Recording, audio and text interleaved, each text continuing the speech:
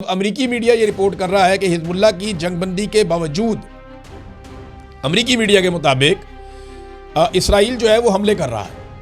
और इसराइल के जो चीफ ऑफ जनरल स्टाफ हैं उन्होंने कहा कि वो पूरे अज़म के साथ शुमाली इसराइल के शहरियों की हिफाजत के लिए हिजबुल्लाह पर हमले जारी रखेंगे। और इस वक्त इसराइल लबनान पे शदीद तरीन हमले कर रहा है और ये हमले बंद करना जंगी शराइत में शामिल था।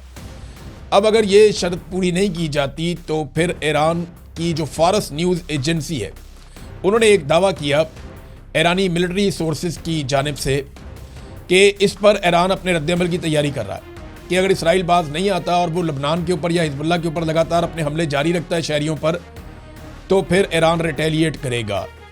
देखिए, जंगबंदी के बाद भी धमाके होते रहे। कुवैत ने इसकी शिकायत की है, बहरीन ने की है, यूएई के अंदर शिकायत की गई है, ईरान के अंदर शिकायत की गई है। ईरान में एक और हमला किया गया और ईरान का एक जजीरा है जहाँ पे एक अटैक होता है Lavan oil refinery. Lavan oil refinery है, यहाँ पे अटैक होता है सीज़ फायर की अनाउंसमेंट के बावजूद ईरान पे। उसके बाद ईरान अटैक करता है, 2-3 मुल्कों में उसके ड्रोन जाते हैं, वहाँ जाकर हिट करते हैं। लेकिन देखिए, जंगबंदी जब होती है इतने बड़ी जंग के बाद तो इस तरह के इक्का दुक्का वाक़यात होते हैं। इनको आप जंगबंदी की ऐसी खिलाफ वर्जी नहीं कह सकते।